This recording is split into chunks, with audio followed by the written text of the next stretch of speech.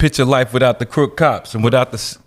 Would you sell rocks or would you look at me? Be like me, I'm shell shocked, but I wouldn't stress it. But I'm already strapped, bulletproof vesting, waiting to be tested by the devil in that level. I used to sit on the porch with my Uncle Bean, and I watched the murder scene when I was 13, yeah, by the amphetamine. And it made me crazy, and it made me lose my mind. With time and time that crossed my mind, what if that wasn't a crime? Now Slim, would you kill for me and everything that's real for me? If there was no law and nobody but superstars, no state trooper cars to follow, you wouldn't have to swallow your rock. So toss the Glocks with the hollow. I kill a rich man and I drink his blood. Would it bring me riches? Or would I just be selling my soul to them wicked witches? We already in Babylon. The world is the ghetto and God is like the dawn. Feel it.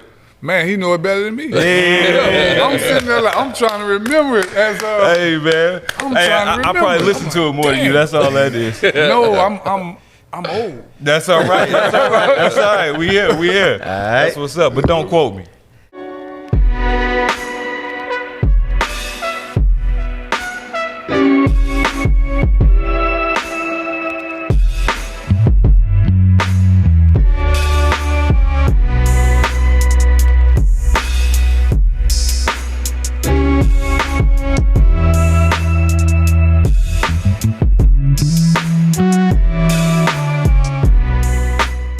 Yo, so don't quote me. We back with a special episode this time. You know what I mean? Fresh off of our top 50 MCs list, our honorable mentions list. We appreciate everybody who's been jumping in the comments, showing love to some of their favorite rappers, because that's why we do it for. You know what I'm saying? Mm-hmm. We want to show love to the people that inspired us growing up and that continue to inspire us now. So before we get into today's episode, man, I want to let y'all know I go by Drect. Sitting to my right today is my go good by P to the third letter. You ain't never heard better. I like that ball. And diagonally across from me, we got my man, the last MJ. Hey, I'm in here, the last MJ. Hey, and this the way we do it over here. And we got my man next to me, is who I'm gonna introduce, because this means a whole lot for me. Because I grew up listening to this man, and as a rapper and as an MC, I grew up studying and taking notes from this man, and doing my best to hopefully, you know what I'm saying, be somewhat of an MC as he is. So if you don't know who I'm talking about, he comes from the Third Ward. He comes from New Orleans. On No Limit Records, you already know. We talking Shell Shock. We talking World War III. Yeah, and there was another one, third one, when you was locked up. I think it's Camouflage something. I had Camouflage Assassin. No, It was the Lost Tapes. Yeah, it was the Lost Tape. It was Brown. Yeah. I had it. Okay, and if you don't know that, his name is McKinley Phipps, AKA Mac. Yes, indeed. Man, look, hey. I just want to say to you, appreciate you, brother, for having me. And, man, just hearing you talk about how it inspired you, it reminded me of the rappers who inspired me. So, man, just as it inspired you, of course you're gonna inspire somebody else and pass it on. That's he said you inspired him to never drink or do drugs. Hey, man, look, appreciate, man. Look, that's great to know. That's great to know, because I never drank. Anybody will tell you I don't drink, I don't smoke, I don't do nothing. You know what's crazy? I didn't know that about you. Never did, because I was too paranoid. No pun intended. No pun intended. I ain't trust myself. Because I'm an adrenaline nut. So I already know if I get under the influence of something, I don't trust where it's going to take me. Because I'm already a little crazy. Dog, that's crazy. I didn't know that about you, but yeah, I never drank or smoked ever in my whole life. Yeah, I never did. Yeah, when you said that line, I was like, it just resonated with me, and I was just like, yeah. Say the line again for the people that ain't hear that. I'm in a limo full of blowed niggas, but I'm never high because the leader got to be up on his toes, nigga. Mm-hmm. Yeah, and that was it. I ain't never want to be under the influence of anything else. I always wanted to have full, capacity, be in control of my environment. Word. And it's just that simple. That's I didn't trust what I would do outside of my own control. Word. That's what's up. So look, you here? First of all, what you doing in Atlanta, and what's going on with you right now? So we passed it through the A. I had to stop by here. I told you I was gonna stop by here. I had to go do another show, a cooking show with this guy, and then we headed to Dreamville. Got to go to Dreamville. That's dope. I got to go there. Then I got to go to New York. So I have to leave South Carolina. I'm going to North Carolina. Then we're going to South Carolina after Dreamville. Excuse me. We flying out to New York. Got to be in New York Wednesday. So in Dreamville, you performing? You doing something with Cole? What? Nah, I'm actually going just to check it out. I've never been there before. So, I contacted, some people, some inside people who, when I got connections, I don't mention them. Okay. I like to keep them secrets to myself. So I contacted some people. It was like, yo, come on through, get the passes, come get access to everything cool. So let me ask you this. Does Cole know you coming? Personally, does he know? America, I want to pivot this question. I went blind. I went deaf. Right. Now look, the reason why I asked that is because I've said this. It's so crazy that you say you're going there because I said this about you. I felt like J. Cole is also one of your students. I felt like I know he said once before like Mia X is like his favorite female artist and mine too. And so I was like, he definitely knows Mac if that's the case. So I could tell you, J. Cole is definitely one of your students when I listen to him. I'm gonna tell you this. My daughter asked me in 2018. I was still incarcerated. She said I want to go to J. Cole's concert. Yeah. So I was like, all right. So I called a friend of mine that worked at the radio station in New Orleans, and I was like, yo, I need you to get her backstage at this concert so she can meet J. Cole because she's the reason I started listening to J. Cole.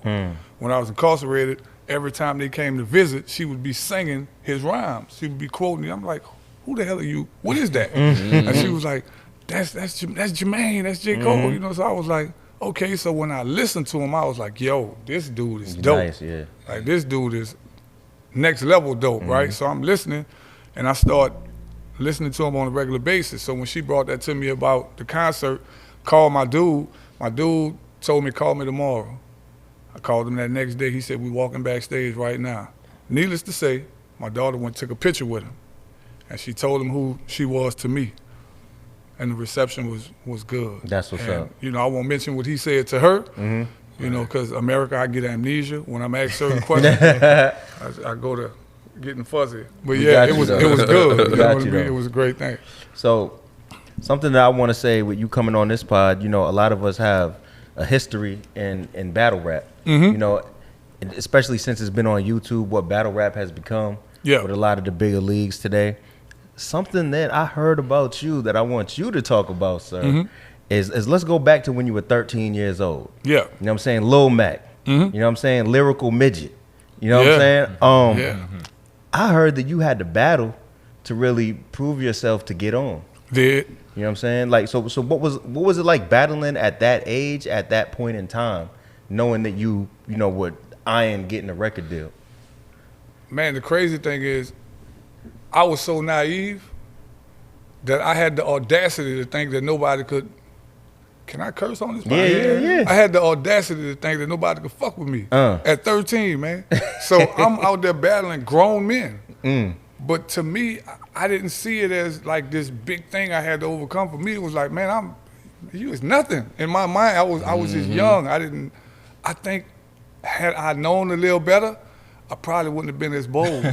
You know what I mean? If I'd had a little more knowledge, I probably wouldn't have been as bold and audacious. I was just like, this is what I do.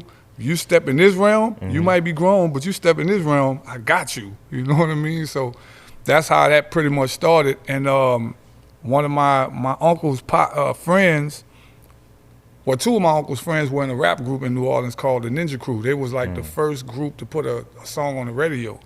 And that consisted of Gregory D, Sporty T, and they had Kenny D and Baby T was the DJs. Well, Gregory D and Sporty T wound up splitting up. Okay. And Gregory D ended up finding a producer from the Seven Wall named Manny Fresh. You know what I mean? So what happened was Greg told me as soon as I get on, he said, Mac, I be hearing you out there, I hear your whole group, because I was in a group, me and all my friends. He said, but man, when I get on, I'm coming to get you. I said, I'm not going to leave my friends. I said, I'm not going to leave them. So what he did was he ended up talking to my parents. And my parents had a long talk with me like, McKinley, if you go in the door, then you can come back and get your friends. And that's how they kind of convinced me. Oh, yeah. So he brought me in, and I had one condition, though. I said, I got to bring my cousin with me. So my cousin Wiz came with me, and he was like featured on a couple of the songs But that was my first record deal. That was 1989, and Manny Fresh produced the whole project. And he kind of taught me how to put songs together, because before then, I was a battle rapper. Yeah. So all of my songs was just like, like slaying, devastating, dominating, all the big words kids try to use to sound grown. So all that shit was in there, and he was like, Lil Mac, you got to put a hook here. You got to have 16 bars there, you know what I mean? I didn't know what none of that was. I just was writing until I got tired, until I forgot what I was talking about. See, that's important to our audience because, some of the people that tune into us are, rappers that are battle rappers, people in the battle rap community like my man P, you know what I'm saying, who's currently working with a label right now. You know what I'm saying? Like, you can also speak to the difference between battling in the street and then making a song. So kind of like, when you started working with Manny Fresh, was it a big learning curve, or was it like, did it just come naturally? No, you got to keep in mind, these were older guys, so I took what they were proven. They had proven songs on the radio. Absolutely. And for me, it was like they know what they're talking about because they actually got songs out and they're local celebrities. So, in my little mind as a kid, well, they must know what they're doing. I need to listen to what they're doing, because I didn't have no other examples. Nobody in my family did music, and I was the oldest child, so I didn't have no big brother to depend on. I pretty much had to figure this shit out. My parents was looking at me like, what are you doing? What age you started rapping? 7. I was 7 years old. I was watching Cool It Now by New Edition. Yeah. And at the end of the video, man, I remember it like yesterday. Ralph was like, Ronnie, Bobby, Ricky, and Mike. And I was like, I could do that. You know what I mean? I can't sing, but I could do that. You know what I mean? So me and my best friend, we was in the backyard playing with Transformers. And y'all remember the little Transformer toy? Yeah, So we playing with Transformers, and he just said, man, you want to write a rap? I said, come on. And we just wrote a rap. And I liked it, man. And I remember after I did it and I heard it that first time and I saw people's reaction, I was like, yeah, I'm alive. Like, this is, I ain't know what alive was, but as a kid, I was like, yeah, this is it. I like this feeling, so That's ill. I was writing every day, Yeah. every day. So MJ, because I know you got a lot of things to ask Mac. Yeah. One thing I want to point out before you go crazy, you know what I'm saying, is that y'all actually have 2 things in common. What is it? I don't know if you know that. Y'all have the same favorite basketball player. Okay. Okay, now we talking about something. All right, so who's the favorite basketball Does he player? play for the Warriors? Absolutely. Right now, yeah, that's my favorite right now. Absolutely. That's my favorite right now. Steph Curry. Yeah. And well, he's my favorite of the past, about 10 years? Yeah.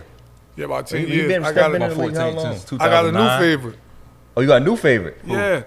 Keep in mind, I like amazing shit. Okay. See, if I like something, it's better not because say there's who I think something you gonna say. amazing. He gonna say There's AE. something amazing I know about you it. gonna say it. No. He gonna say better not say AE. what- Man, Ja Morant. Oh, okay. And because I've never seen anything like that. Well, Okay. Ja, Like, it's sort of like how when Steph came in the game, I never saw nothing like that before. I've always been a fan of 3-point shooters. Before him, I was a Ray Allen fan. Before Ray Allen, it was John Starks. It was just, I always like guys that. John Starks. And then I like John Starks because he was crazy. Like, he really was aggressive and just out of his mind. So I watched Steph, and I was like, man, I've never seen nothing like this before. This dude creates his own 3-pointers. Like, most 3-point shooters come off of a pick and shoot. But I've never seen nobody get down with the ball and then step back and shoot. That was just amazing. I was like, this is not normal. And now I see this skinny kid, Ja Morant, for Memphis, and I'm like, that's not normal, man. Like, this dude dominates the court, and he's this big, man. Right. Word. He's like jumping up on people just like That's he a got fact. springs Ja's on his crazy, feet. yeah. And I'm like, this is not normal. So that's why he's my new favorite. Okay. I like amazing shit. And the other thing I was going to say Okay. is, correct me if I'm wrong, sir, but are you or were you not in a cover band? A cover band? Yeah. Do you play the guitar? I play the bass guitar, Okay. I play the drums, I play the keyboard. Those are the Okay. main 3. I play enough of the guitar to convince somebody who don't know no better. Yeah. So is it a cover band or is it an actual band where everybody plays different couple instruments? of them. Like I play in a reggae. I play in a reggae band called Second Line. That's they do covers and they got original work. Got it. I got when I was in prison, I was in about 5 cover bands. Wow. Then I have a band, and you know my band I call it the Contraband. You know we all ex-cons. That's a fire. That's an ill name, yo. That's an ill name. The Contraband is crazy. Yeah. That's dope. No, that's crazy. So yeah, I used to be in a cover band where they play instruments, but I was the rap. I was the hip hop. Okay. So I would come in and do all the Jay-Z, all of the yeah. So it was the same thing. We should travel around, do everything. So that's dope. That's dope. What in what area? Everywhere we go from. Georgia to I'm from Alabama, so we do from Alabama, Tennessee, all over. What part of Alabama? Birmingham. Okay. Yeah. We gonna be in. We are going. Wait, when? Oh, well, you going to Huntsville? Going to Huntsville for the I was No supposed Limit. to be in Birmingham. We were supposed to do Birmingham in December. Something happened with that. Something happened with the one in Birmingham. We were supposed to do. They never got it together. Yeah, that sounds right. That sounds exactly why we in Atlanta. Okay, I'm with that. I'm with that for sure. Shout out to Alabama though. I love Alabama. That's man. the crib. So I say this. So for people that are just hearing your story or whatnot, how did you initially get with No Limit? Was No Limit like popping?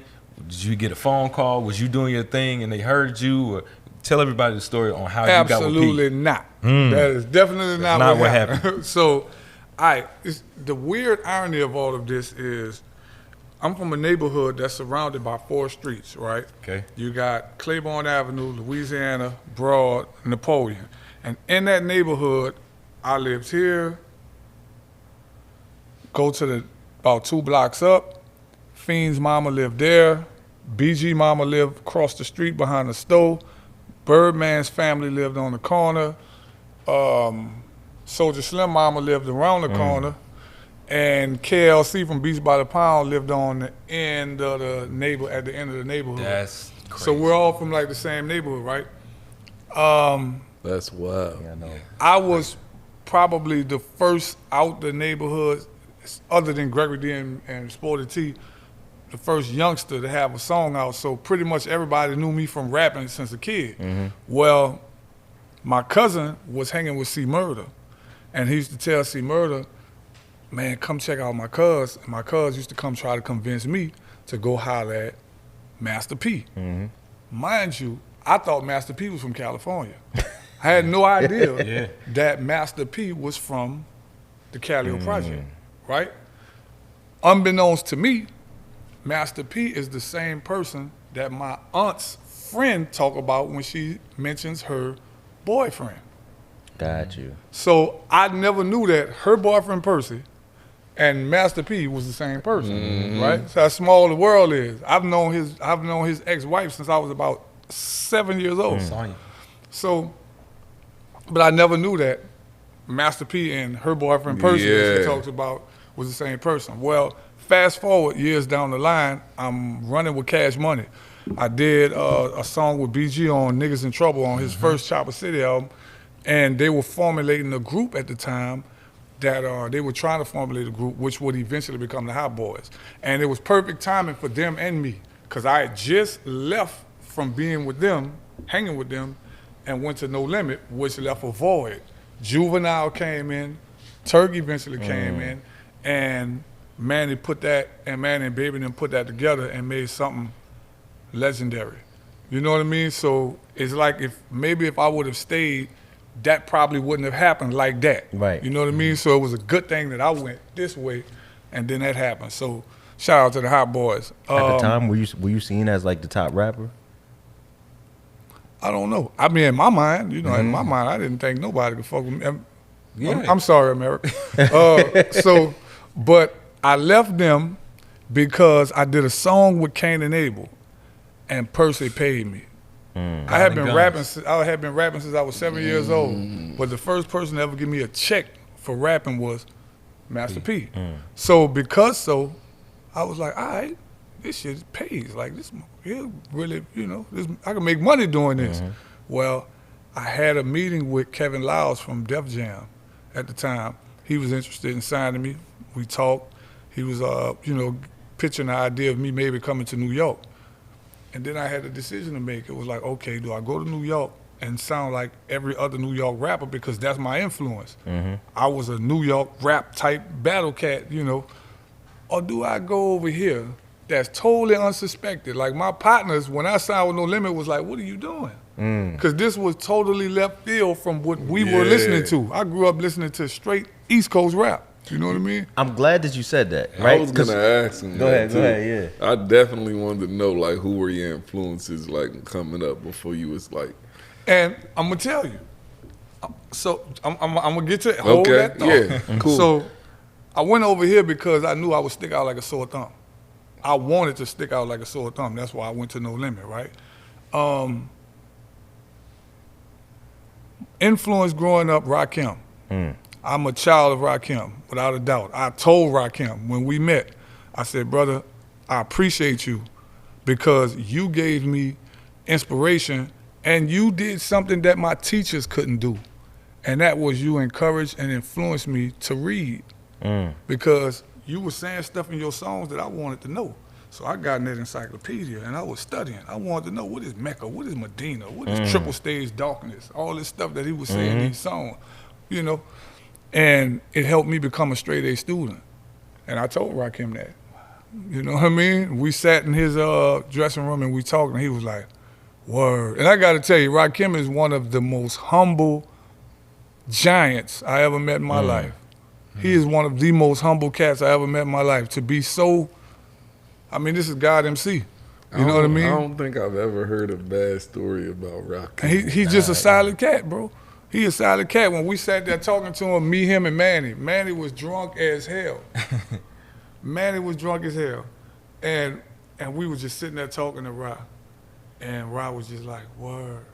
You know what I mean? He'd just be so calm. You know what I mean? And so he epitomized everything I thought he would be. You know what I mean? And that's why I told him. I said, bro, this is a big moment for me. He was like, man, I appreciate the love. And I showed him a video that he did for me that he remembered that he did. Because when I was, I couldn't make it to one of his shows. One of my homies met him and got him to do a video for me. Oh. Yeah. So that's my number one influence. And you can probably imagine anybody else that's a child of Rakim or was influenced by Rakim, I was a fan of them. So you can just name them on down the line, from CL Smooth to Nas to freaking Jay-Z. Word. You know what I mean? When Jay-Z first come out, me and my cuz was in New Orleans. He did a show in New Orleans, and we were like, people in New Orleans at the time wasn't really rocking with New York rappers, right? But me and my cousin was in there singing everywhere. We like the only two clowns in the audience singing every word of the song. People looking at us like, look at these dummies. But we were rocking it. Jay-Z was talking about platinum Rolexes back when dudes ain't even know what platinum was. You know what I mean? So my motto always been, and I encourage you, brother, and you, because y'all still actively, you a rapper too, right? Yeah, I rap. I encourage all of y'all, and this is real talk. Okay. Study the greats so you could someday be listed among them. That's been my motto since a kid. That's what I was told by the guys who honed me.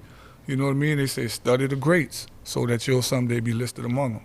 I don't want to hear your sidekick. Let me hear the man. Who y'all say the man is, that's who I want to listen to. Who your big dog is. The little crew, yeah, y'all cool, but I want to hear the big dog. Let me hear him. So I got a question for you, right?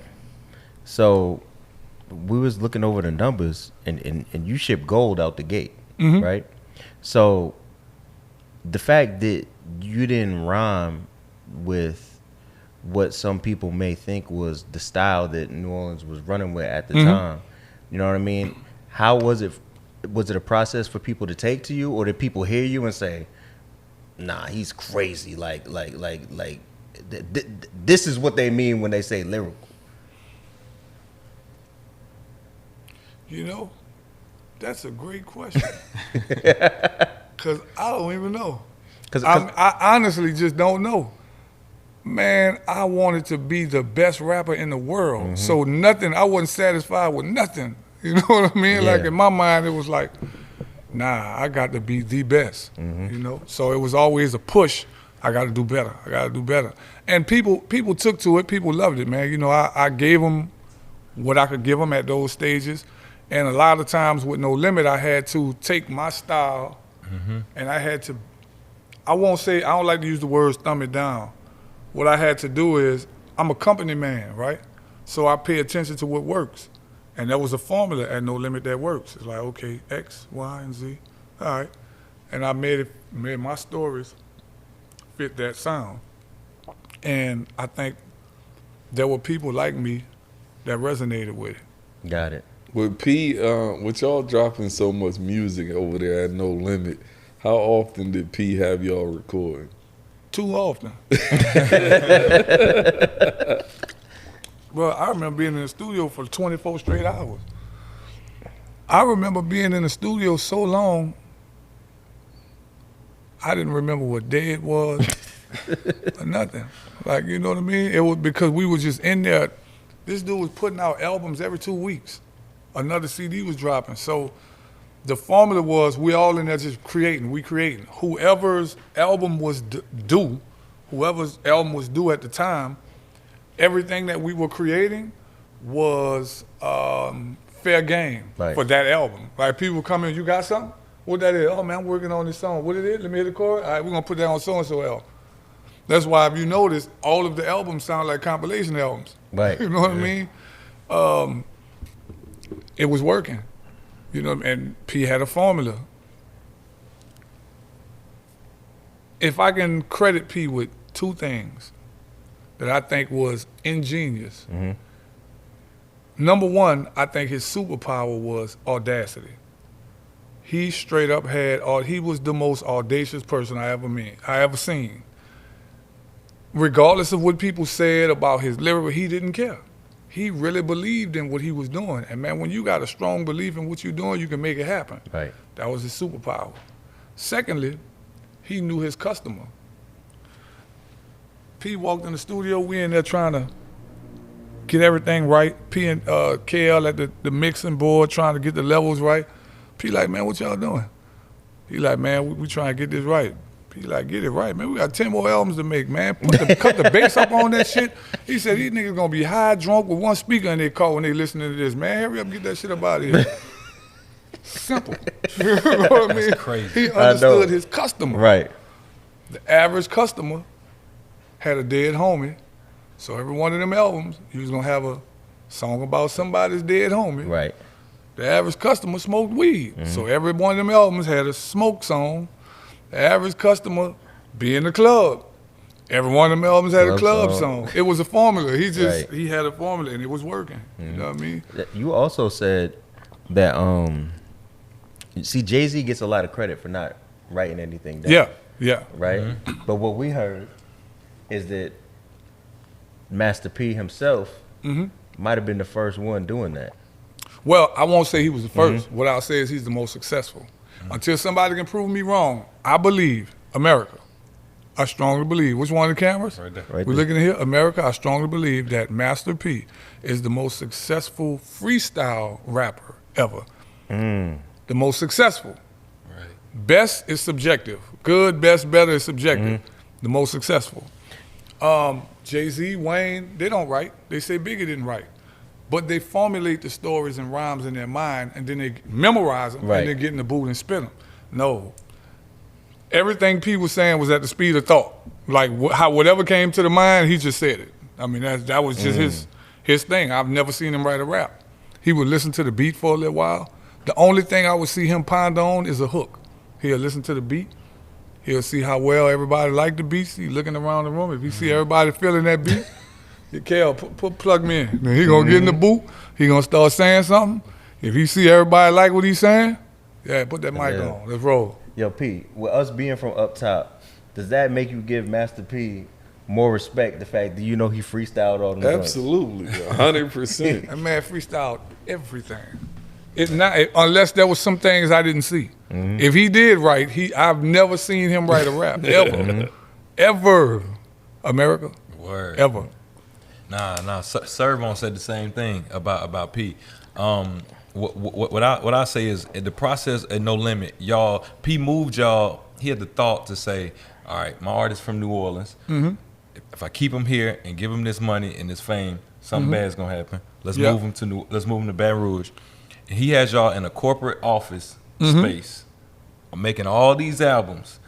What's the breakdown? Because Beats by the Pound is what? It's like 5 members, right? Yeah, Odell? 4 or 5. There are four official members and then a 5th one. Okay. So what's the breakdown? How many in this office space? How many booths? How many studios? Is there KL over here, Odell over here, Craig B? What's the setup? All right, the studio, the first one that I remember coming to, because I'm pretty sure they had studios before I was there and then after. Okay. But the studio that I remember going to record in, they had a main room in, they had their main room with the control board with the booth in it, right? Okay. The other room was where they did pre-production. Okay. Right, most of the producers did their beats either at their houses or whatever. They bring it there, they drop it on the, on the board, and then lace it. But there was always like when one was in here working on that, you have a producer in Studio B working on something else, and it was just like rolling. And we would come in, they would call, like we'll get a call sometimes like, yo, y'all be here for such and such time, or y'all do this, or y'all do that. So it was like a real business. Like it was crazy. He didn't allow drinking or smoking at the studio. None of that shit. You had to go outside and do that. So it was crazy. Let me ask you this: at No Limit, when every time somebody play a beat or it's his song or whatever, and you be like, I ain't really feeling that.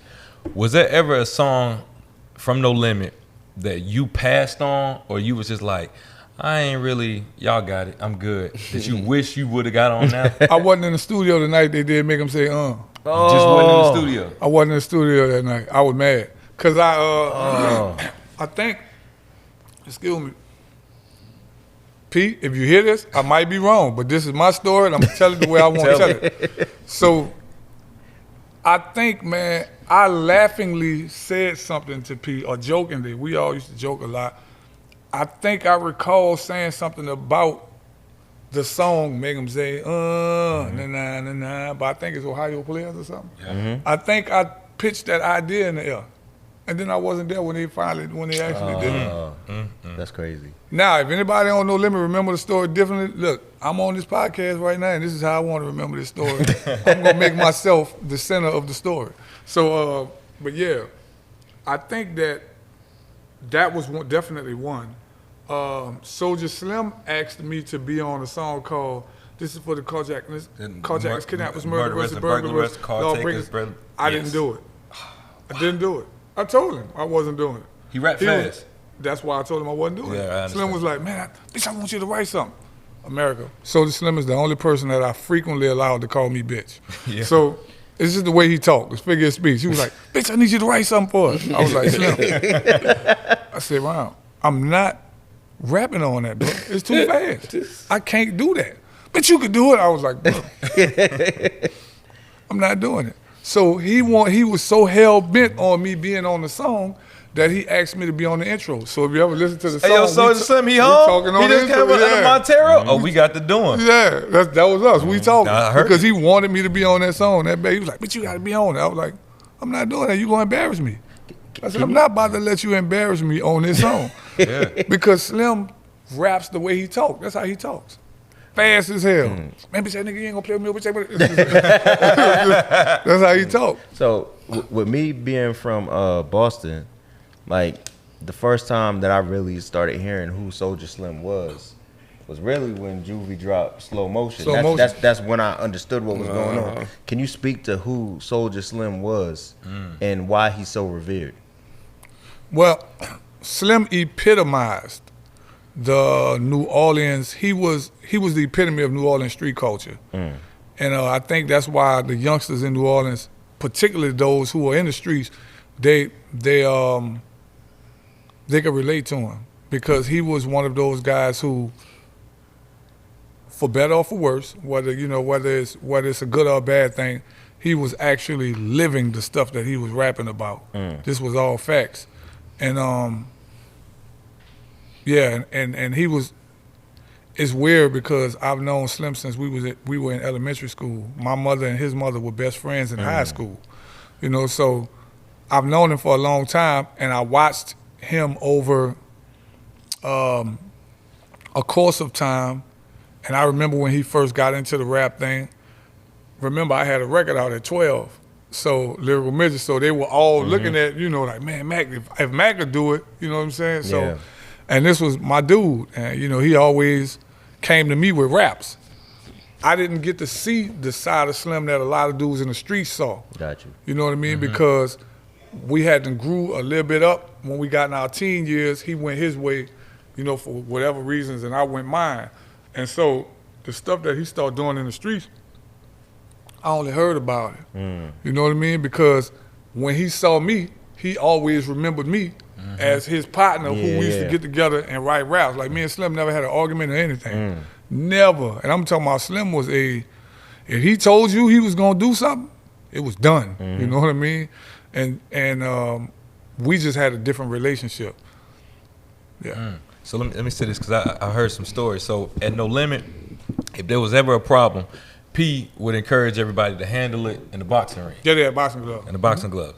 All right. So my question to you is, did you ever have a problem, and did you ever have to box somebody or need to box somebody, and what happened? Who was the winner? No, I never had a problem, but I got in the gloves. You and who? America.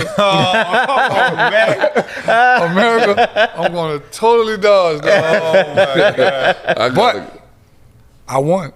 Okay. Yeah. I got a question. With you actively doing music for No Limit at the time, how did you end up getting caught up in doing your prison sentence? All right, so 1999, things at No Limit was changing, right? Beats by the Pound left. The first album I did with No Limit was Ship Gold. The second album wasn't. And that was World War III. World War III, yeah. And I think the only reason why it didn't sell as much is because it wasn't shipped as much. It wasn't promoted as much, you know what I mean? And No Limit, stock was going down. So me, I'm a person who pays attention. So I'm like, all right, let me do something.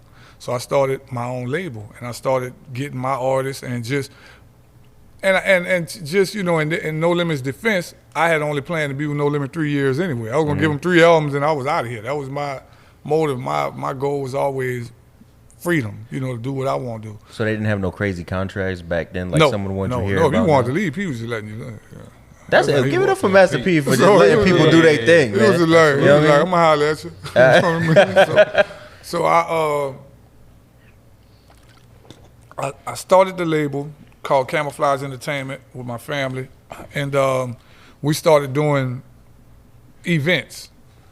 The event that led to the incident that I got incarcerated for was the third or fourth event that I've done in this parish outside of New Orleans, St. Tammany Parish. I went, started throwing events out there. I did it at this particular club. It started booming. Then the guy who owned that club got kind of greedy, and he was like, now I want a bigger cut. And I was like, nah, we're gonna find somewhere else to do it. So I went back on tour, told my mama find us another spot. Unfortunately, the other spot my mother found was the spot that I eventually went to prison in. So what happened, about midnight or a little bit after midnight, I was on the dance floor, signing autographs, taking pictures with people. But let me back it up. I'm in there with 20 people. My mother, my aunt, and somebody else is collecting the admission fee. My father, my uncle is patrolling the pool area. My aunt's boyfriend is watching the back door, making sure nobody comes through the back door. About 15 of my friends and cousins is on the dance floor. So we got enough people in here to suppress any threat. I'm not worrying about nothing. So sign autographs. A commotion break out with my little cousin and some guy. I saw my brother standing in the middle of it. My brother that lives in Massachusetts. He's standing in the middle of it. And when I saw him, my immediate reaction, let me go see what's up. So when I took a step toward the commotion, I heard a gunshot come from what sounded like my right. Okay. Right? So when I heard the gunshot, my initial reaction was the young lady who autograph I was signing, I grabbed her arm and pulled her to the ground, told her get on the ground when I heard the shot. So she was like, she trying to run. I said, don't run, because you don't know what it's coming from, right? So she's on the ground, and I remember when I was on the ground, I did something that would change the course of my life. I pulled my gun out. You know what I mean? So when I pulled my gun out while I was on the ground, I told her, you go that way. And I ran that way. When I took a step to run, my partners came, swarmed, and kind of made a shield around me, and we started running toward the front door because I wanted to make sure my mother was okay. At that moment, I didn't know who was shooting, who they were shooting at, you know what I mean? Didn't know if I was the target. I just was trying to make sure my mother was safe. I knew my dad, he good. My dad is strapped up like the police. So I already know. I ain't worrying about him, I'm worrying about mama. So ran to the front door looking for mom, don't see her. Come out the back door, jump in my truck, mom already in there, we leave. Get home, the guys who were babysitting my brothers, my partner who was babysitting my 2 little baby brothers, one of which is a cop now, my baby brother, but he was like, Slim, when I made it on my loan, he said, Slim, the detectives just called here, they looking for you to question you about a shooting. And I said, a shooting? So that was when I found out somebody got shot. Mind you, when I left out of this club, I didn't see nobody on the ground. I just heard a gunshot and got the people running, screaming, you know, this, that, and other. So get to the house, that's when I found out, damn, somebody did get shot. Sat there, waited for a while, trying to recall everything I just saw. Because I want to make sure that when they come here, I know how to talk to the, I need to know what is going on, right? So I pulled my partners in the room. Like, what happened? Don't nobody know what happened. I said, bro, y'all know I ain't no snitch. What happened? Man, I don't know, Slim. So in my mind, I'm like, these motherfuckers lying to me. They was all fighting. Somebody know what happened.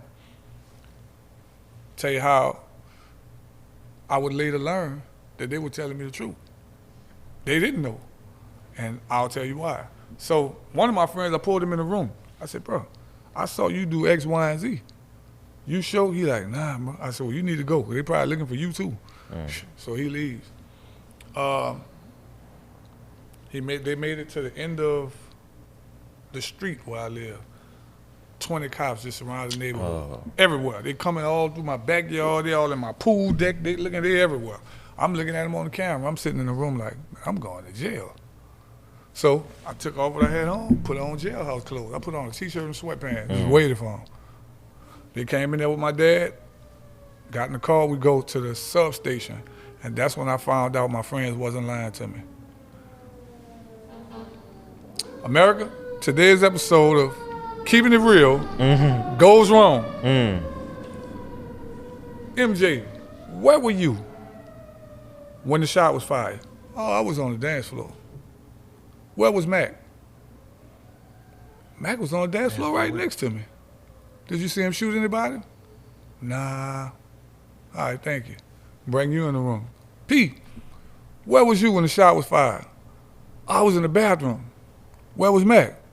Funny thing is, he was in the bathroom too. Did you see him shoot anybody? Nah. All right, you could go. Drect, where was you when the shot was fired? Man, I was playing pool. Where was Mac? Funny thing is, Mac was playing pool with me. You know what I'm saying? So the detective like, y'all covering Mac. Because none of them knew what happened. So they were trying to make sure they protected me. And then, when the detectives asked me, do you know MJ? MJ, nah. What his name again? You know what I mean? Nah, I don't know MJ. All right. What about a Drect? What's his nickname? I don't be knowing dude's real name, sir. What about P? P. Nah, I don't know a P. I act like I ain't know none of them because I didn't know if any of them did anything, right? Keeping it real go wrong. I'm trying to protect them. They trying to protect me. You. But all things point towards me because they put me in 10 different locations. But what they all share in common is Mac didn't do it. Man, put Mac in here and put them handcuffs on Mac. Yeah, that's how it happened. So the funny thing about this story is and feel free if you want to dodge, go ahead and dodge. I'm saying things that I read. You can confirm or whatever. So when you were talking about security and you said the person that your aunt was dating at the time was handling security for you, it was by the back door. I had read that once all this was going down and you got wrapped up, wrongfully accused, that there was somebody that might have been security that was kind of going around bragging on it. I don't know about that, but I do know that my aunt's ex, which is my cousin's father, he was security. He confessed to it twice. He told him that I did it to protect myself. He said, according to him, I'll let him tell that story because I like to make sure that I don't ever want to disrespect the family of the victim. Right. Because at the end of the day, there is a young man, there's a family that has to go to the graveyard to see their son, and I wasn't a witness to the crime, so I can't say whether what he's saying is true or not. I don't know. But according to his testimony, he said that the young man rushed him with a bottle and he panicked and shot him. Right? That was his testimony. Whether that's true or not, I don't know because I wasn't a witness to it, right? But that was his testimony, and they basically dismissed it. Testified in court? No, he didn't testify in court. He went to the sheriff's office, and he told the detectives. Went to him on his own. They tried to flip it and say that I paid him to come forward and make that confession, and I'm in court like, yeah, I can curse. So in court, I'm like, what the fuck can I pay somebody to go do life in prison? That don't make any sense. Right. Yeah, but I'm gonna make sure your commissary straight. Nah. Man, you serious, man? Yeah. What world do they think we live in? Right. Yeah. You know what I mean? Do they think that? Man, they must don't watch First 48. You don't think motherfuckers that loyal that they'll let you pay them to go do the rest of their life in prison? Nah, man, that's not even realistic. And I don't think they actually believe that. You know what I mean? I think that was just the theory they used because they didn't have anything else. Here you got a guy y'all done arrested before y'all done even investigated. Y'all have arrested a young man, accused him, put it all on world news, and then you find out a couple days later, I think we fucked up. Well, we got to roll with it. Got to stick with it. Got to stick with it. We got to show integrity of the office. We can't tell those people we don't know what we're doing. No, he getting his charge. So you was charged with first-degree murder, and how long? Charged with first degree, how long indicted were you on second sentenced degree. I was charged with first degree, indicted on second degree. When I went to trial, the jury came back with a manslaughter verdict. And manslaughter in Louisiana carries a maximum of 40 years. The judge sentenced me to 30. I did 21, and I was paroled early by the governor of, the last governor of Louisiana. Yeah. My question, so is there anything that you feel like you could have or should have done differently? And looking back, like you say, now looking back at it, this is what I would have done now if I could redo that. Yeah.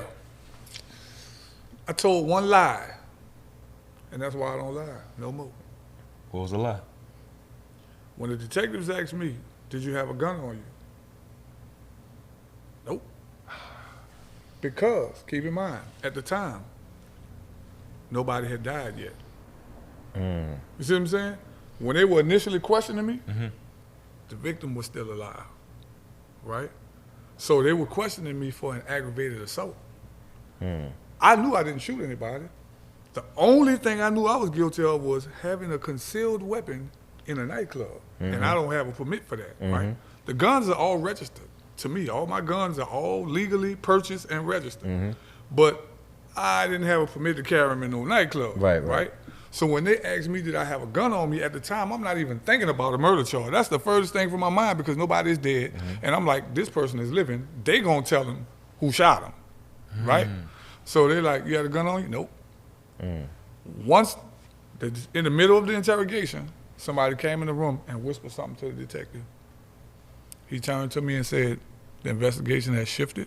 Oh my from an assault to a murder.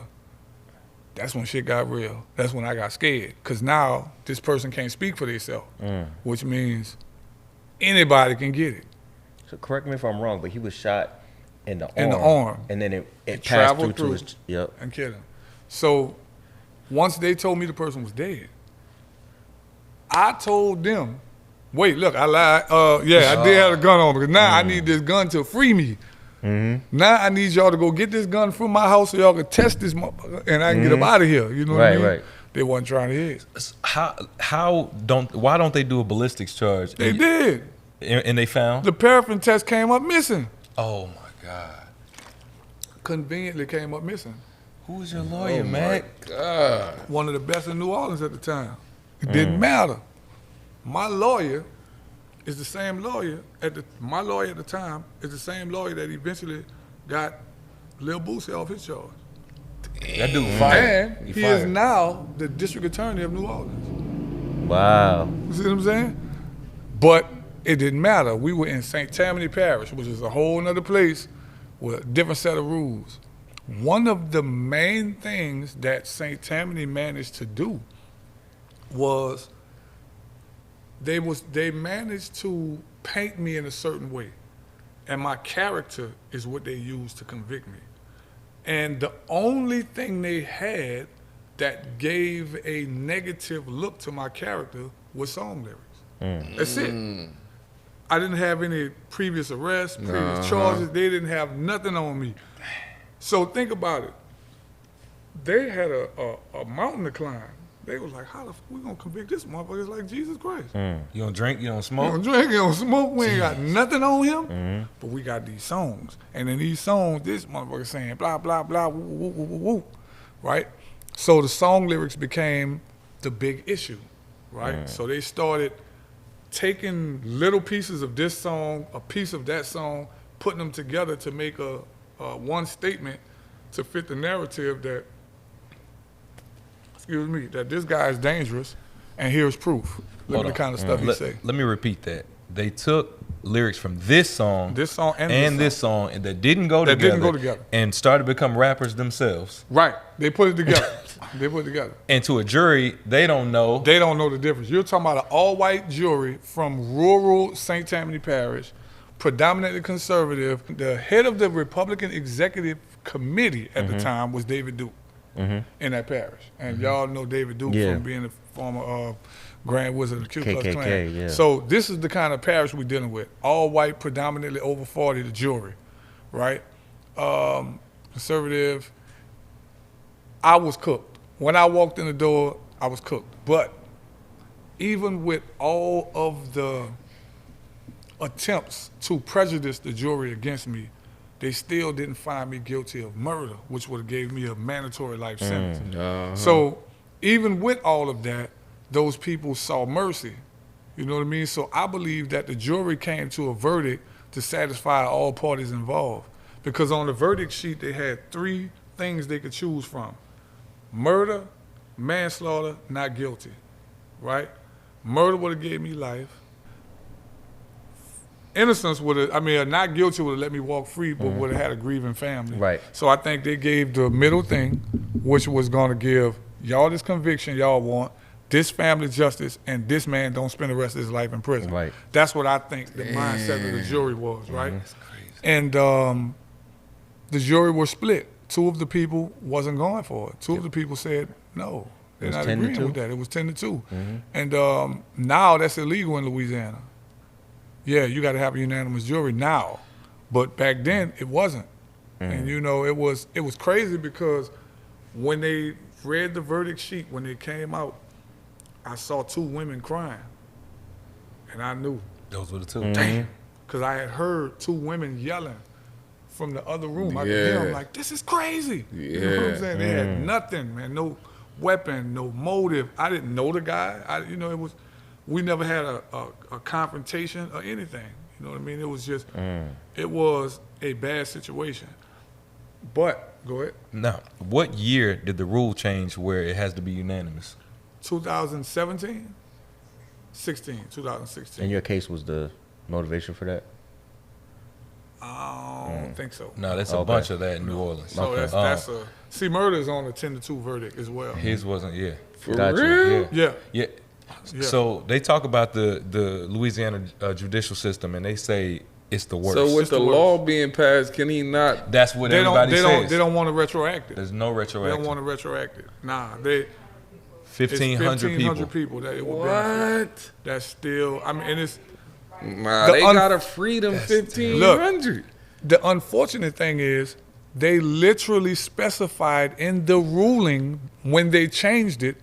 They specified the reason for the 10-2 in the first place. The reason why they used non-unanimous juries in the first place was to overwhelmingly level the playing field against blacks.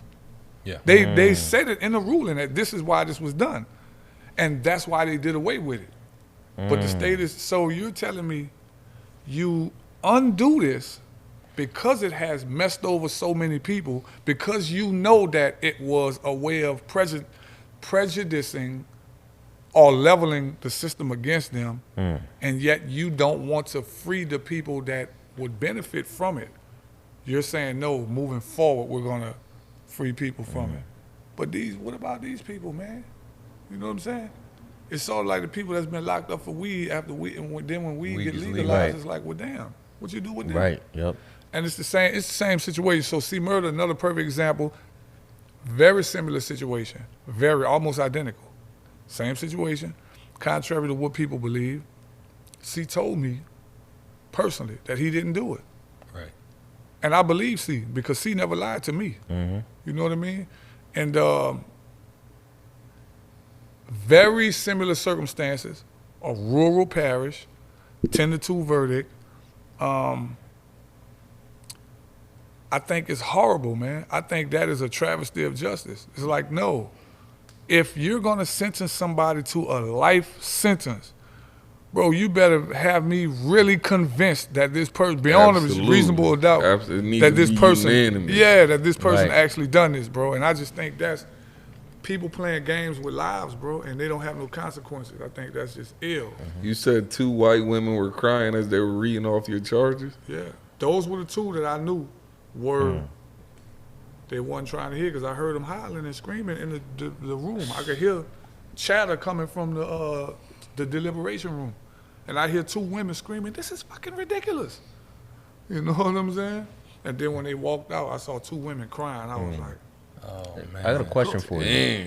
So when we talk about the lyrics being used against you, that's something that's come up recently.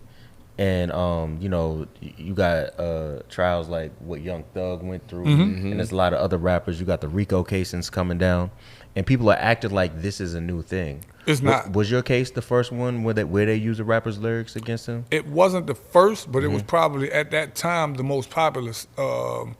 Probably the most popular in that current moment. Right. That it was used in that way, and especially used as a character witness. So, you know, that's the key component to it. It's like you're not using the lyrics as actual evidence. The way you get away with it is you're using it to paint this person's character to a jury that's already perceiving him a certain way. Absolutely. It's so easy to do. And when I got out, my wife was like, let's do X, Y, and Z. Let's change it. So in 2023, right, baby? In 2023, we, with a collective of people, spearheaded by my wife, and we got a law passed in Louisiana to prevent that from happening to somebody else. Now, right now, in Louisiana, it is law. You can't use song lyrics as a character witness against an artist. Now, it doesn't protect you from self-incrimination. You know what I mean? But what it does do is it codifies the law, and it almost forces an evidentiary hearing. I mean, these words should be treated like any other hearsay or words. You know what I mean? They shouldn't be just used as like, okay, this person is this type of guy because he said this. We know that this shit is fiction. We listen to music, these people can't tell me they don't know the difference. They watch movies. Right. They listen to music. We know these people lying.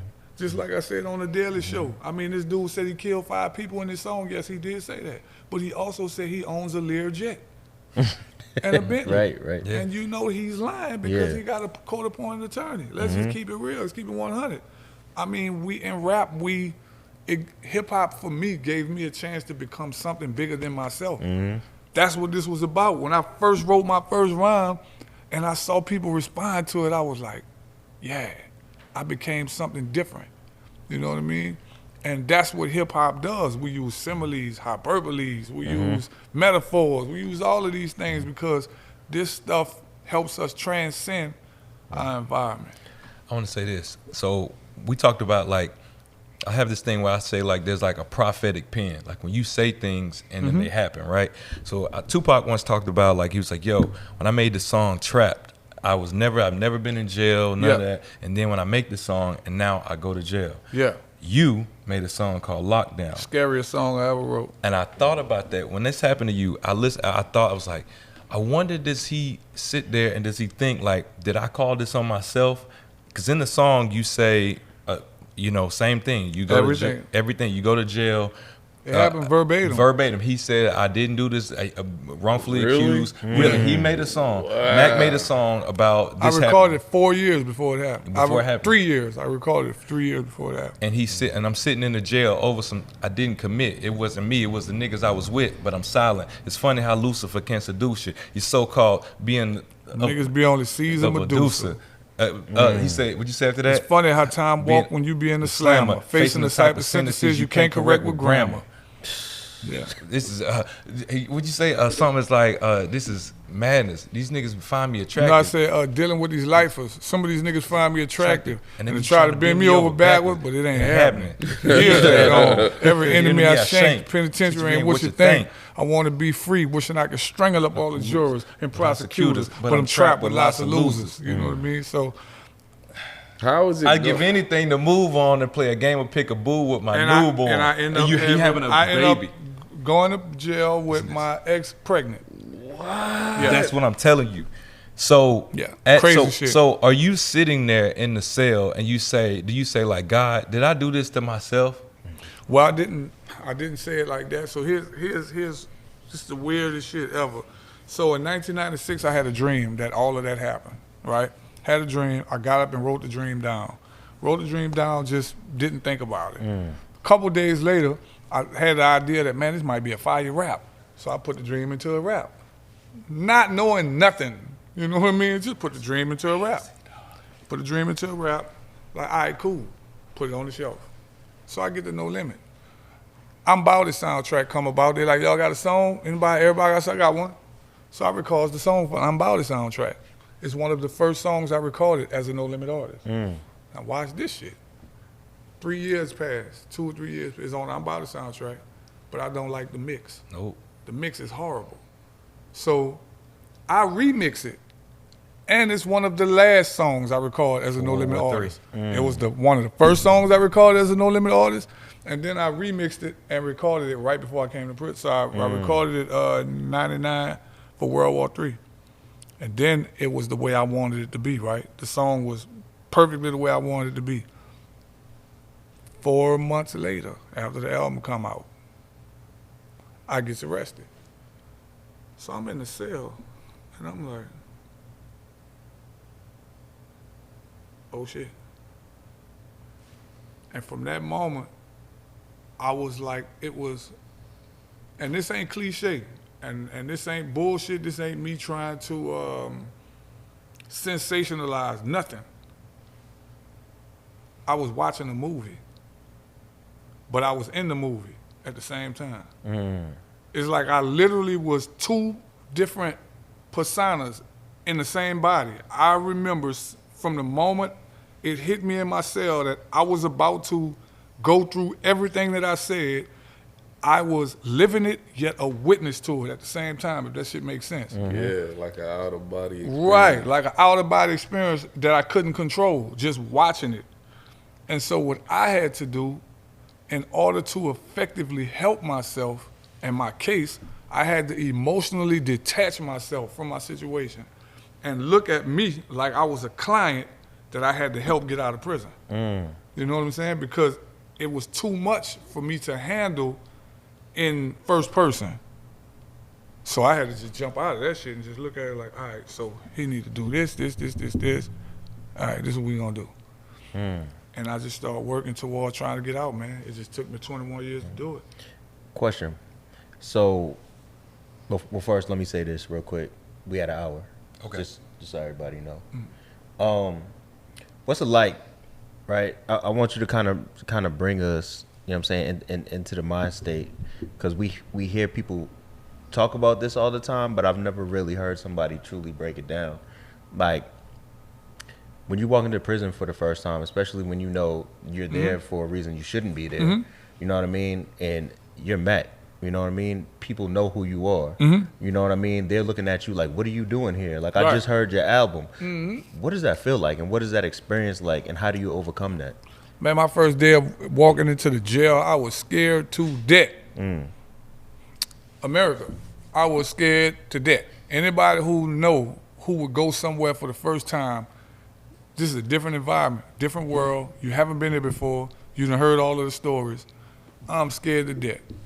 But when you look at my face, I look like a straight up gangster. I got the persona look. I'm selling a cold-blooded poker face, but I'm scared to death. So I walk in there. One dude, what's up, Mac, bro? I was feeling your music in that world. I looked at him, like, yeah, for sure, I feel that. I walked off. In my mind, I'm like, yeah, I'm gonna have to kill him. He playing with me. So this is where fear would take you. So then they got a guy standing at the television, no shirt on, he hitting buttons on the TV. I'm like, yeah, I'm gonna have to get him too, because he probably think he the big dog. You know what I'm saying? I'm sizing the hotel up. They got a white guy with long hair, big old muscle bound dude. He's standing in front of the cell that I gotta go to upstairs. I'm like, yeah, I'm gonna throw him over the balcony. So I done sized up about 4 or 5 people on the tier that I'm thinking that, yeah, I'm gonna have to kill him, this one, that one, and that one, because I'm scared. All because I'm scared. You know what I mean? Man, took me about 2-3 days. About the 4th day, I realized, McKinley, your journey is different. You ain't gonna have to worry about that. But you gonna have to get this. You gonna have to walk through this. Ain't gonna be no, you gonna get mercy, but you got to walk through this. Man, I went through prison 21 years.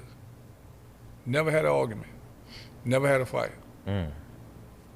Just like that. Never got into it with nobody. Nobody never punked me.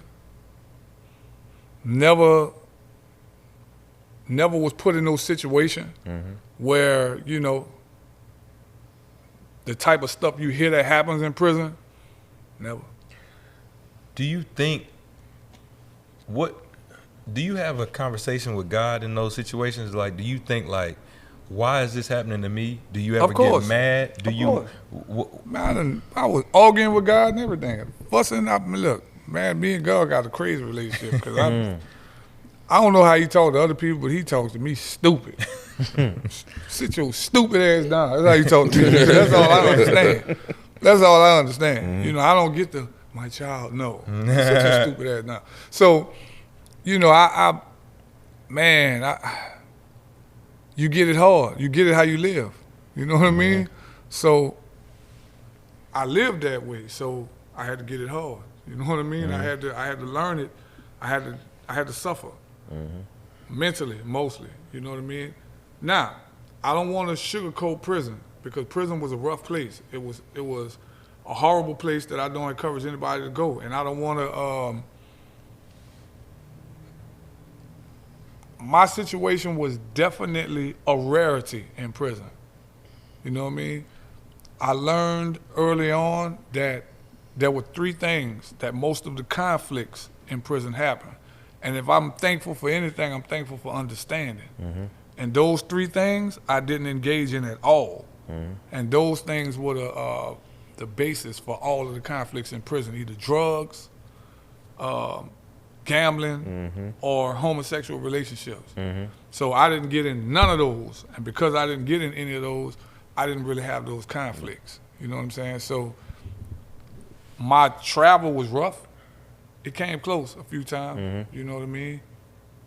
I think at least once I thought I was going to have to kill a dude. And I went to him and I talked to him. And I told him in a respectful manner. I pulled him away from a whole crowd of people by himself. And I told him, brother, if X, Y, and Z, I hope you're going to be willing to take my life because I'm damn sure going to try to take yours. And we shook hands on it, bro, and we was good. You know what I mean? Thankfully, we were good.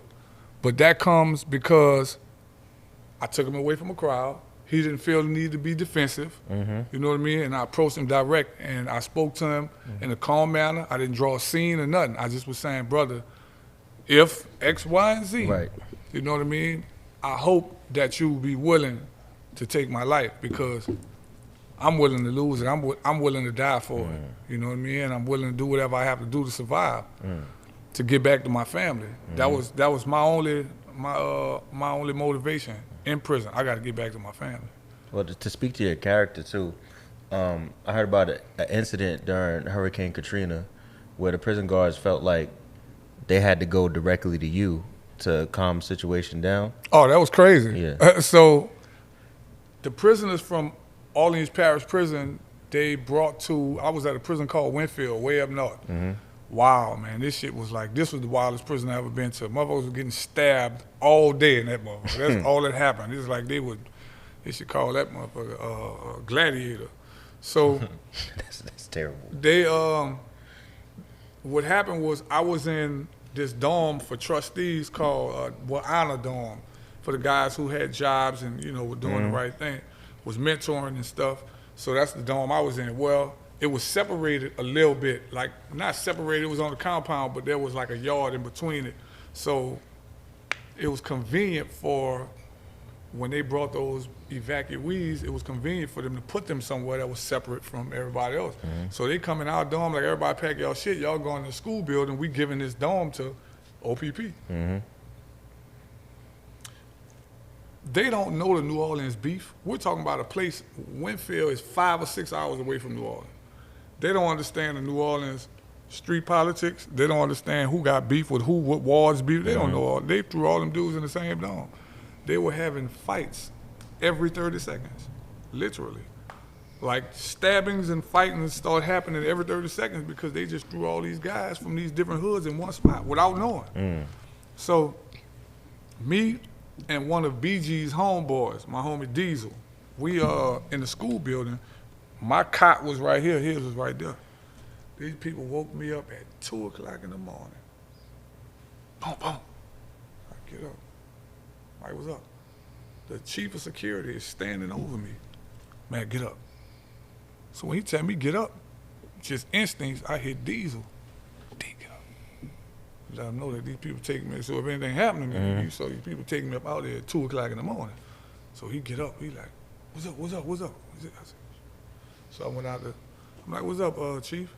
He like, man, look, we just brought them people from here, man, from New Orleans. And chief was a big old black dude. He said, man, we brought them people here from New Orleans. And he said, man, we trying to help them, man, but them people just went through something traumatic. They scared, and man, they don't trust us. We don't trust them. And he said, man, they fighting all day back there, man. And his exact words, he said, I don't want these white folks to kill them. That was his exact word. He said, I don't want them white folks to shoot our people, man. He said, man, I need you to get some of your homeboys and go back there, man, to go talk to some of them guys. So many of them came in here and asked them, is you here? And, brothers, can you go just back there kind of help them calm the situation? Because evidently, they don't know what, they can't handle it. They ready to use force on them. I said, Chief, I'm gonna go back there with under one circumstance. He said, what? I said, let me get him some cigarettes. He said, that's it? So I went to the commissary building, And man, we bought together, me and about 3-4 dudes, man, we must have bought about 100 and something packs of cigarettes. And we just went back there, started passing them out. Everybody calm down. Before long, we started a rap session. Dudes battling. We just back there, you know. Saw some of my family, cousins, partners, you know, people like that. And before long, they started relaxing and getting comfortable on that compound to the point to where they eventually let them get a basketball team and play in our league. And they asked them, could I be on their team? Word. And so I did so. And so that was, I think, something that the chief ain't gonna never forget. That's dope. I don't think he's gonna never forget that one. I'll say this. They put up things like to write you when you were locked up. Do those letters from fans and people that you don't know, do they really, and not the political answer, but do they really matter? Do they ever hit where you say? Of course. They do? Yes, man, of course. I mean, when you're in prison, bro, the biggest thing you want is to be remembered. You don't want people to forget about you. You know what I mean? So, man, I encourage everybody who have family in prison, write them. It ain't always about money. Most people just think, oh, so-and-so want money. Don't get me wrong. You got some dudes, they going to call you for some money. But most prisoners, man, just want to know that, you know, people, they want to be acknowledged, but they just want to know that people know they still alive and that they matter. That's all. They just want to know that they matter, bro. So I know guys that were so, man, it's just some shit, man. I saw dudes write themselves, man. What? Because it's gonna go through the cycle of mail and then come back. Like if they write it and send a letter out, it's gonna go to whatever P.O. box office, and then it's gonna come back, bro, just so they can hear their name called for mail call. You know what I mean? That's the hardest thing I ever heard in my life. And I know I've seen what loneliness do to a prisoner. Like dudes that's totally cut off from the streets, don't have no contact with the outside world, bro. I saw where it take them. You know what I mean? And man, that little contact with the outside world mean a lot. I know for me, it kept me sane. It kept me sane in that place. Let me ask you about that. So, the rapper D1, we spoke on the phone, and you told me he came to visit you consistently. Yeah. Tell the people, you know, how you met D1 and what he did for you. So D1, he came to speak at a education summit at the prison. And a guy named Soulja Slim from Baton Rouge brought him there. And so I met him, and he came to me, and he was like, Silk coming there, and he said, man, I got this youngster, he want to meet you, man. And the club I was a part of, we are the ones that organized the education summit. So when he came, I went in there, I watched him perform, and I was like, this dude is incredible. And so when he came in the tent, he was like, man, I just wanted to tell you, I know you probably heard you're my favorite rapper so many times, but he said, I want you to know that, man, you my inspiration for this. Like, you the reason I do this. And he said, man, I want to know if there's anything I can do for you. And I said, brother, if you keep spitting the way you spitting, you're not only doing something for me, but you're doing something for the world, you know? And he was like, and man, I appreciate that, but I want to do something for you personally. I said, you'll figure it out. About a couple months later, he threw a concert and gave all the money to my mama. You know what I mean? You talking about D1? Yeah, D1. You know what's crazy about D1? I hosted one of his first live shows at the Paid Dues Festival in Cali. So I met him. He's a great brother, yo. Good dude. Yeah. And so from that day on, he would come visit me at least.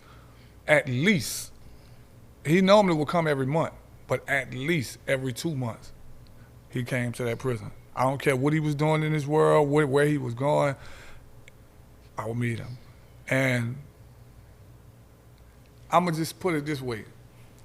D knows a lot of people, man. He's connected to a lot of guys. You would be surprised. I called D one day, and because he always answered the phone. Anytime I called D one day, and I'm like, what you doing? He said, man, I'm in my car, me and Lupe. So Lupe Fiasco was in his car with me. So I asked Lupe, who was his favorite rapper on No Limit? And he said, Silk the Shotter. I'll never forget that. Lupe's favorite No Limit artist is Silk the Shotter. Yeah. That's crazy. That's crazy. Yeah, shout out to D1. That's dope of him. How did you and C Murder end up in the same prison? And was that like bittersweet? Yeah, definitely bittersweet is the word that I was going to use. First of all, let me just say that C is one of the most loyal people you could ever meet. Right, one of the most loyal people you could ever meet. If he rock with you, he rock with you 1,000%. And he got a big heart.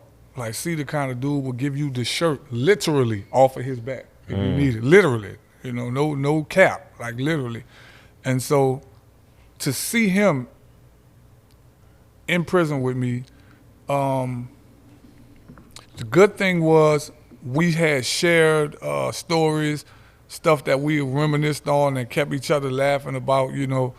But the flip side of it was I hated to see him in that situation because I knew that he had no out date. See, I knew I was going home. No matter how long they sentenced me to, I knew I had a date on the paperwork that stated after this day you go. He got life, man. And in Louisiana, that's without parole, without the possibility of parole. That's mandatory life. So it hurt to see him. It hurt me. Being around him, I felt weird. You know what I mean? Because I hated to just watch him, you know what I'm saying, in that predicament. And, you know, C was doing what he did on the streets, looking out for everybody. He was in a dorm that took care of a lot of the guys that were infirmed. Man, he took care of them old dudes. He kept them alive. He kept them laughing. He kept, you know, they all love. All them old cats in the prison love C. He tell all of them the same thing. Bitch, I'ma shoot you. Right? You know, all of them, when C used to walk up the walk, all of them used to be doing this. All the old dudes in wheelchair, they shooting at him. And what he'll do is he'll look at them, when they're doing this to him, he'll look at them like, pow. Like letting them know I'll take me out before I let you do it. You know, but he kept all them dudes in there alive and kept them smiling every day. And a story I want to share about something he done was a youngster that rapped, cold-blooded little rapper cat that was in the prison. He landed in the dorm that C was in. He didn't want to be in that dorm because the dorm would have had a bunch of older guys. C was the orderly that took care of him. So he was like, man, I don't want to be in there around them all them old dudes. I said, what dorm you in? And when he told me, I said, oh, man, you ain't gonna never go hungry in there. He like, man, what you talking about? I said, you gonna see? He said, man, I don't know C like that. I said, you ain't got to know C. So I went to go holler at C that evening. I said, C, I got my little partner just come in the dorm, and little dude with the dress, he said, who the little youngster? I said, yeah. He said, see that bag right there? I said, yeah. He said, we making that for him now. He said, I've been watching him for 2 days. He ain't got nothing. I said, for sure. Dang. So look, he said, don't tell him. I ain't tell him nothing, so I left out the dorm. So the next day, my partner come down there and was like, man, I woke up and they had a bag of stuff by my bed. See? I said, I told you. You know what I'm saying? Because C had an old school dude in the wheelchair. He was like the scout. He used to look around the dome to see who ain't got nothing. And he'll come back and tell C, man, dude, come there, he ain't got nobody. C, like, take that up, you know? So he always looked out for those cats. Wow. Oh, man, shout out to C. That's what's up. All right, well look, you wanted to hit the, so what we do here, don't quote me. All right. We do trivia, right? So we do a little, you know, quick little game to, it's gonna be fun. To 5, right? So this is how it's usually done. They ask questions, PC is usually the referee, and we go back and forth. We're gonna do something different. All right, so me and you, we gonna ask them no limit questions. So this is no limit trivia.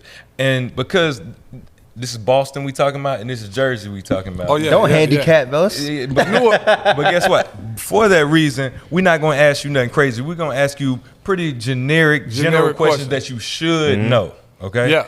Now for us, some of our own questions. Okay. Well, listen. For us, don't ask me any questions because I know everything about No Limit. What I want you to do is these are very hard, intricate questions. These questions will only be answered by my teammate Mac Rain. I know you ain't here, but Mac will be answering all of our questions. Your questions are a little difficult. I know the answer, so I could probably give you a hint. If you need one, phone a friend. I'm your friend. Yeah. But for y'all, so what part of Jersey? Oh, I'm from Asbury Park, Neptune, New Jersey. Oh, okay. Yeah. He's from the mean streets of Boston, that guy right there. All right, so look, so we're gonna do it like this. So we're gonna ask y'all pretty simple, generic stuff. First to 5 wins. All right, We going to 5. we're going to 5. Okay. All right, we're gonna start right this. Matt, read that question right there for him, since he's so Jersey. P, we got to be on point, bro. Yeah. You ready for this? No, we Yeah. don't. He said no, we don't. What New Jersey rapper is featured on Mystical's third No Limit album, Ghetto Fabulous? Mr. Jersey. Yeah. On Mystical's third album. Mm-hmm. So I'm gonna take y'all through my thought process, right? Mystical's third album I give you Was hints. that- It's 99. 99. Yes. So rappers from Jersey that come to my mind are Tretch, Redman comes to mind. I'm saying who would Mystical seek out, knowing his style, knowing that he the James Brown of rap. What's the name of the record? The name of the record, I want to say it's Dirty South. It's the hook is like Dirty South, Dirty Jersey, nigga. What you heard, something like that. It's like a Jersey, Dirty South joint. I'm thinking Tretch. What you thinking?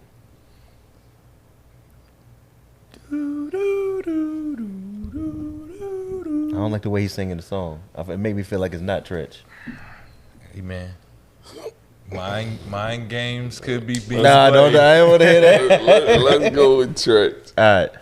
That is the answer. That is correct. That is correct. Stretch. That It is is correct. Let's go. It is Stretch. So it's on y'all. Y'all gotta ask You want Matt. to go with that one? That was Yes. correct.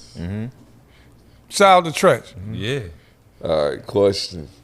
First question from us. What number did your Shell Shock album debut on the Billboard 200? Mac, you supposed to be so vain. You supposed Number to be- 11. Talk to him, Mac. What's happening? I got one for. I got another question on Okay. top of that. I give y'all another point, right? Okay.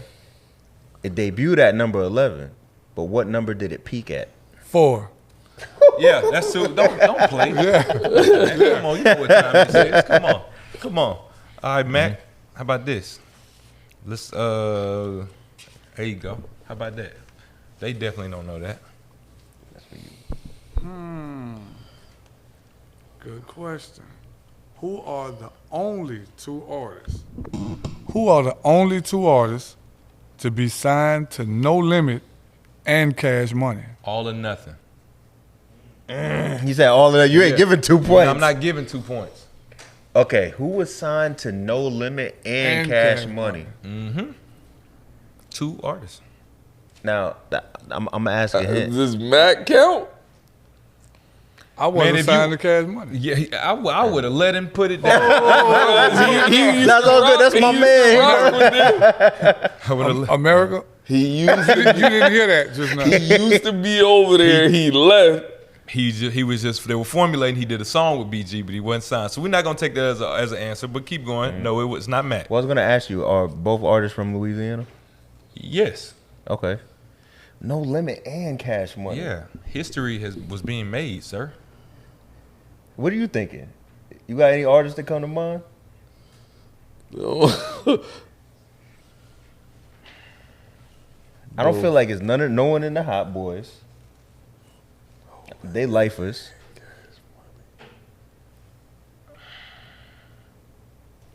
No, it ain't. It ain't Mia X. What'd you say? No Turk. You can go. You want Turk to be one of the names? It could be Turk. Definitely could be. Okay, Turk. okay. We're gonna go with Turk as one. I feel like the other one is a curveball, man. No Limit and Cash Money. Yep. Around what year? Wait, it can't be a particular year Yeah, because we can't put no year in it because that's gonna reveal. You got It's Turk. gonna be something like Lil White or something. Don't. He said Lil Lil White. White. Who the hell? America. Who in the hell is Lil White was Lil signed White? to 3-6 Mafia. I'm just kidding. Now look. Yeah, unless you mean Oh, that's a Firecracker. real You talking? person Yeah, named yeah, Lil yeah. White? Lil White. You're from 3-6 Mafia. Hypnotize Mind. You talking about Firecracker? The white dude in the 504? Now you said it. You wouldn't have said it out loud if it Okay, was him. go ahead. Who's another one, man? Come on. We got Turk. Who's the other person? I don't know, bro. You like you want to say Snoop Dogg?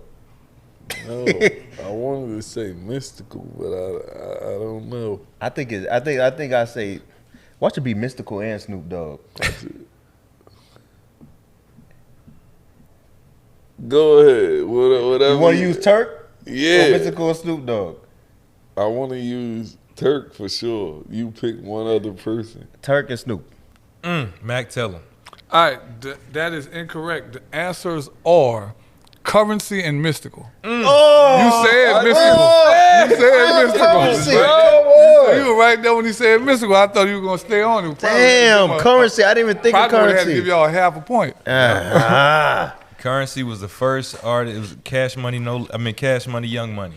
Word. Yep, right there. Yep. And The jersey. Mystical, Yep, and I'm wearing the you jersey. went right Jet Life. Right. So, all right, for my question, this is going to be fast. It ain't going to be too long of a thought process. Can we take him away from answering this? I can't answer. It's all It's all Mac. No, you say you're Okay. I got an answer. Okay. What number did Percy Miller, a.k.a. Master P, wear when he played for the Charlotte Hornets? 1. That is incorrect, sir. I can't even remember. It was a one in it, Mac. I'm with you. There's a one in it. I can't even remember. What was it? It was number 15. Oh, man. I didn't even know that. Here you go, Mac. You said that with That's all confidence, though. I That's give all him right. that. It's 2-1. It's 2-1. 2-1? 2-1. Yeah. How y'all get 2? I went to him, did he? Because he gave an extra point when Mac said he said what? Yeah, I gave him my extra point.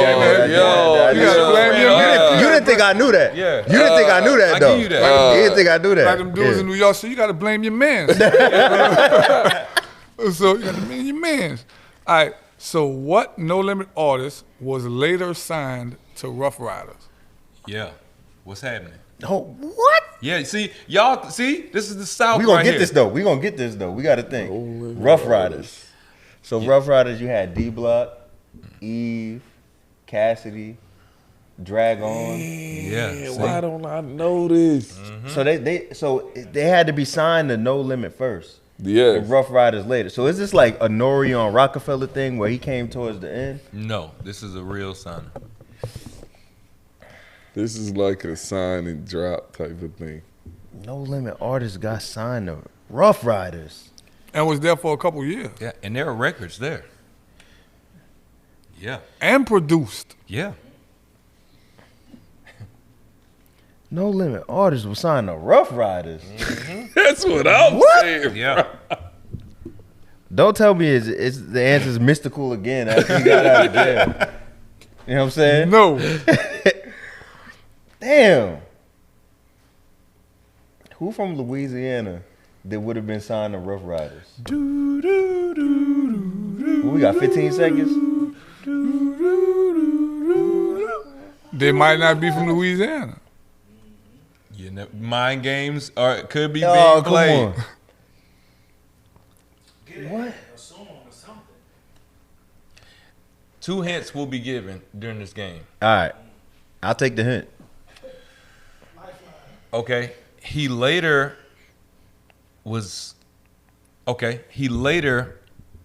became a part of a group with 3 6 Mafia's Juicy J and DJ Paul. So he was at No Limit. Then he went to Rough Riders. Then he was went on on the the group. And guess what? I'm gonna give you one more hint.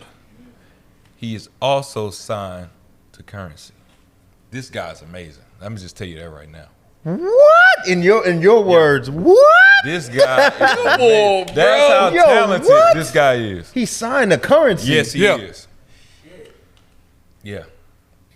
Yeah. No Limit. Yo, I can't even think of nobody. Rough I'm gonna be real. Riders. Usually I can take an 3 6 educated Mafia. guess. Who will be on Rough Riders, 3 6 Mafia, and No Limit? And Jet Life. And Jet Let me Life. ask you, who on No Limit really had bars like that? Maybe this guy. You don't got balls Besides him. like that. Besides him. There are more. Oh yeah, there are definitely more. Watch it be Mac. Watch Mac sign a couple deals that we ain't know about. Man, tell us the answer.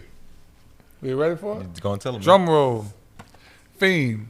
Fiend left No Limit. Signed to Rough Riders. Produced a couple beats for Jadakiss. Was on Rough Riders album and everything. Yeah, Yeah, he's then he on left Kiss the them. Game Goodbye. Yeah, then he left there, went to Hypnotize Mind and started. The name of the group was Head Busters.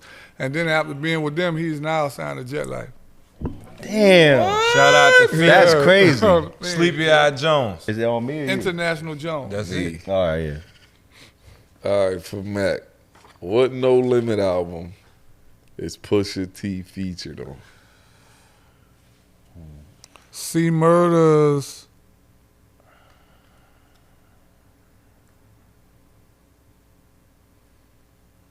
Y'all didn't even know Pusha T is on a No Limit album. Apparently we do if it's written on this card, sir. It's one of C Murder albums. Come on, Mac. I got faith in you. And you can ask for a hint. Yeah, give me a hint. You are on the album and you are also in the group. So it's your group album. You are in a group. Oh, it's the 504 Boys album. That's correct. Yeah, 504 Boys What's album. the name of the album? Which one? Name of the album is the second 504 Boys album, which was the first one was Goodfellas. The second one was No. What you have on that card is the name of the song. Oh, okay. Yeah. the name of the album was No, you're right. It was Goodfellas. Just the first album. Goodfellas. The name of the song is shit. They ain't asked the name of the song. They asked the They name did. of the They album. asked. You said Goodfellas. They said the name of the album. Huh? Yeah, and it's 504 Boys. The name of the song was That's correct. D Game. Yeah. Oh, all right. And fun fact, that song is produced by the Neptunes. By the Neptunes. Yeah. So what's the score right now? What's the check-in? 3-1. 3-1? 3-1. Okay. Here we go, Mac. In the Snoop Dogg movie. Nah, I just asked one. Oh, my It's fault, on my us. It's fault. on us. I'm over here cheating. Here we go. Simple. How many records did No Limit release in 1998? Boy, that's impossible. Yeah, I know, right? And I give you this. You can ask a hint because someone else in the room knows this answer. And this conversation was had today before Matt got here. Okay, can I I phone? remember. Can I phone a friend? You can phone a friend. Nah, we folded Wolf. Wolf. Wolf. What is it? You can't tell Yes, you can. We phoned a You friend. gotta tell them the answer. 23. I was about to say you could have asked for a I hint. know. You could have told them, MJ. Oh You yeah, know what I'm yeah, saying? yeah. MJ. You know what I mean? So look, so check this out, right? That's gonna be edited out, and I'm just gonna say, of course it was 23. You think I didn't know that? And the crazy thing is, one of them months they must have snuck in 3 because they was putting 2 out every month, 2 albums out every month. 23, 11 platinum, 10 gold. What? Say that one more time, Wolf. 23, 23 11 albums. platinum, 11 10 platinum, gold. 10 gold. That's Yeah. why I told That y'all was No crazy. Limit is the greatest Thought I rap told label of y'all. all That time. was crazy. So when I tell you No Limit is the greatest rap label of all time, that's why. Because no rap label has ever done that. That was crazy. That's crazy. All right, Mac. In the Snoop Dogg movie, The Game of Life, what was C Murder's character's name in the movie? Boy, that's cold. It's your dog. See your dog now. $50, huh? Technically, that is true. That is the correct answer. And he has a nickname that Snoop called him the whole time. And The whole time? How he introduced him.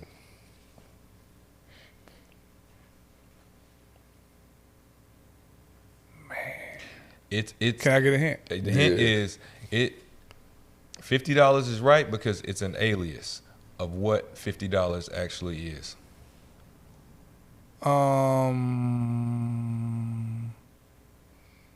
Half $100? The first word is cousin. Then the second word is the alias for what $50 is. All right, don't tell me. Cousin. Cousin, don't tell me. Cousin, what is the alias for 50? For $50. The alias for $50 is. It could be this word. It don't gotta be $50. Any dollars. 50? The answer is, sir, cousin money. Cousin money. Cousin money. What's the check-in? What's the check-in? Where we at? I'm done. Was it 3-2? We up, right? All right. I'm done. 3-2. I can't remember. We got to get this one, bro. We got to get this one. There you go. Fiend. Killed us with that Fiend. What former No Limit artist did Dame Dash release music with after the break of Rockefeller Records? Oh, I know this. This answer's Currency. That is correct. Yeah. That is correct. Yeah, I knew that. Tight. 3-3. I know that. 3-3. Yeah. I thought I told you. So on Earth. I can't lose this. I'm Come on, man. Come on, let's do it. America. I'm No Limit. I can't lose this. Come on. How much did Jay-Z charge Silk the Shocker for his feature on Made Man album? Nothing. How much did he turn down? Separate question. This doesn't matter. You got the point, sir. But Yeah, you got the point. what did Jay say? Nah, I'm How good. much was Silk trying to pay that he just said, nah, I don't need anything? I knew this too. Was it 200? It's $100K. Yeah, no, I know it was like 100 something in them figures. So it's 4-3. 4-3. So we could tie it up if we get this. Yes, you could. Okay. All right, Mac. See, you Let's go can't be put this thinking on. we don't know nothing over here. You don't know this. You see him go to the hardest question? What? You don't know this. It's not hard. 3 paragraphs on very there. It's very easy. Okay. Y'all know this. All right. Y'all been sleeping under a rock. Wait, let me see. Last month, Master P was named president of operations of what school? Last month? Last month. Last month, he was named the president of basketball operations at what school? The first school that came to mind is LSU. The first school that came to mind was ICDC.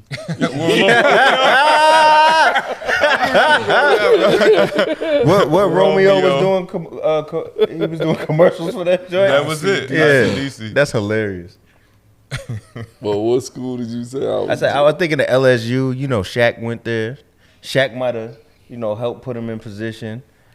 Famous basketball school, one of the most famous basketball schools in the United States. You got Louisiana Tech. I feel like it's an LSU. Yeah, I'm going LSU. All right. So y'all answer is LSU? Yes. The answer is UNO, the University of New Orleans. Oh, you could have just made that up. It was on ESPN. It was on ESPN. Everything. Yeah. All right. So it's 4-3. Yeah, we about to kill it. It's This a- last one. go ahead and This win it, last one Matt. gotta kill Oh, no, I got to ask a harder question. than Yeah, that. go ahead. We about to kill it. Oh, that's kind of crazy. Come on, I got faith in Mac. Let's go. Okay, ready? There's 2 answers to this question. It's not worth 2 points. But this question you would need to answer 2 people for, right? In the No Limit movie, I'm About It, what artist throws a bullet at another artist and tells him to catch it? Now let's see if you can catch the next one. Mia X threw a bullet at Mac 10. Is that your final answer? Come on, think about this, Mac. You cheating. Stop cheating. Stop cheating. That's not it. Make sure you think this He's on through. my team. Make sure you think this through. She threw that Servon. Final answer? Final answer. Mia X threw it to Skullduggery. Threw it at skull. We still alive. We still alive. Got skull was We still alive. movie. And she was like, "You see this? Wanna go with Do the you hard see one? this? Now Or the catch easy it. one? Now we're gonna see if you catch the next one. That's That's all right. Whoo, I thought I knew that too. I was confident in that. I was confident in that wrong answer. Why weren't you in about it? I wasn't with him yet. You weren't when with they him yet. filmed I'm About It, I wasn't with him yet. Got you. When I got there, they was putting the soundtrack together for it. The movie was already done. Got you. So it's 4-3? Yeah. Yeah. We could tie them up. There you go. You're not tying anything, sir. Not with this question. What Bronx MC is featured on Mr. Servon's single from New York, from NY to NO? I'm going to repeat it. What Bronx MC is featured on Mr. Servon's single from NY to NO? So, And there was a music video for this. Yep. so this is what I'm thinking about, right? So, what MCs from the Bronx were actually stepping out of the pocket and doing collabs with artists from the South during this time? What year was this? This is Should be 98 or 99, one of them. Yeah. I could see Fat Joe. You know what I'm saying? Bronx. What is where's Dragon from? Think he from the X. He might be. Yeah. My guess would be Joe or Dragon, to be honest with you.